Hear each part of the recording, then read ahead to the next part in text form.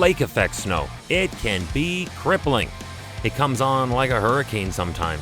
It's got the strong winds, even more powerful gusts, pounding precip, but it's all snow, so you can forget about visibility or any ability to get anywhere by any means. Hi, I'm Chris May, host of This Day in Weather History, a podcast from the Weather Network in Canada.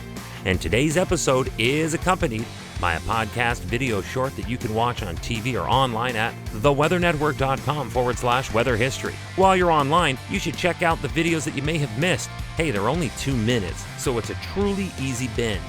Right on, here we go. The blizzard that came in like a lion and went out, having totally devoured its prey. It happened this day in weather history. The epic November lake effect event will be remembered as one of the most significant winter events in Buffalo's snowy history. And my goodness, Buffalo has a snowy history. First things first, there were 2 rounds. This did not happen all at once, so know that going in. It started on the 17th, this day in weather history, but kept up its pace off Lake Erie through the 21st. As of midday on the 18th, an unofficial snowfall measurement of 60 inches or just under 152 centimeters had already been recorded in the past 24 hours in Lackawanna, New York, just south of Buffalo. This resulted in the closing of all major highways and therefore resulting in thousands of stranded motorists. The sheer weight of the accumulated snow caused the collapsing of over 100 roofs and left a total of 14 people dead from storm-related injuries. Not only was the snowstorm historic in its own right, but it also provided the shock and awe of lightning. Local Buffalo news outlets reported at least 7 strikes during the storm. So how does that even happen? Well, first of all, we must look at the dynamics of lake effect snow to get closer to that answer. Normally, in a winter snowstorm, the temperatures aloft and at the surface are cold, so snowflakes fall instead of rain. That's just a start. But this is still fall for more than a month still to go. And the lake temperatures are much milder than the winter cold surface temperatures overriding them. So in a thunderstorm, the updraft gust of mild moisture-soaked air gets drawn in really quickly, and this causes collisions between precipitation and cloud particles. It is these collisions which create the positive and negative charges that will or can eventually spark lightning. And when it happens, it is wicked cool because you don't normally expect to see that clash of weather events. So while that was happening, it was still only snow hammering down from above.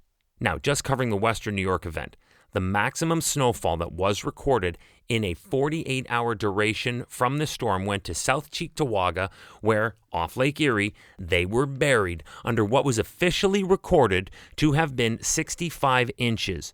That's 165 centimeters of snow. A little quick math, and that's over 5 feet. 5 feet of snow. Ain't nobody going anywhere in that kind of mess.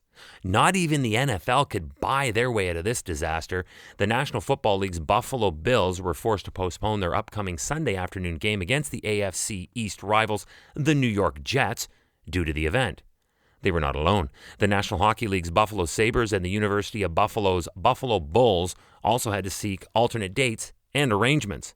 The National Football League ordered the Buffalo Bills' Sunday, November 23rd game against the Jets to be played the following night and relocated to a neutral site. The site, eventually, would be Ford Field in Detroit, Michigan, home of the Lions of the NFC North.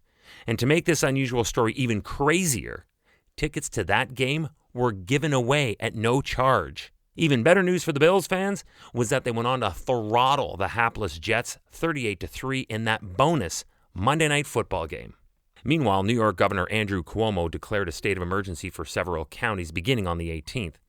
Parts of the very heavily traveled I-90 freeway would not be opened again until the 22nd of November. That's now 5 days closed. And even when it did reopen, it was restricted to snow removal crews, emergency crews, and tow trucks going in to move the stranded and abandoned cars. During the storm, driving bans were issued and remained in effect past the 22nd. And as a result of this, gasoline shortages arose at various stations that were unable to be refueled. It was a total team effort to clean up from the storm that crippled western New York that hit without mercy on November 17th of 2014. This day in weather history. Tomorrow we are talking about the 1929 Grand Banks earthquake. That was also called the Laurentian Slope earthquake and was also called the South Shore disaster. Aside from all the window dressing and what it's called, it was an earthquake. And with it came a multi-wave tsunami that will all be brought to life so we can look back and recognize those lost and those who suffered in an event I bet most of us had no idea had ever happened.